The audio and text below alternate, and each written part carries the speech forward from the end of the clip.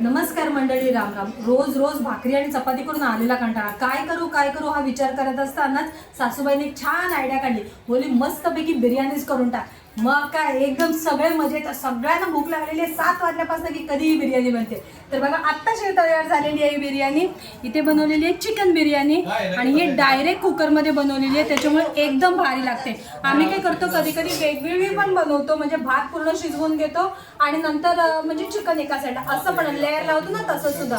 पण मुलांना पण ही जास्त आवडते, कारण का सगळा रस त्याच्यामध्ये एकदम मिक्स होतो, म्हणून घरातल्या खूप जास्त आवडते. तुम्हाला तर माहिती आहे की घरातला एक मेंबर आहे जो नॉनव्हेज खात नाही. नॉनव्हेज म्हणजे चिकन आणि मच्छी खात नाही, म्हणून मग त्यांच्यासाठी बनवलेले अंडा बिर्याणी. जर मी तुम्हाला दाखवू शकले असते ना तर खूप बरं झालं असतं, पण माझी मुलं आहेत ना इथे बाजूला नाचायला लागलेत की कधी एकदाचा तुझा व्हिडिओ संपतोय आणि आम्ही त्याच्यावरती ताव मारतोय. तर या मंडळी तुम्ही सुद्धा जेवायला.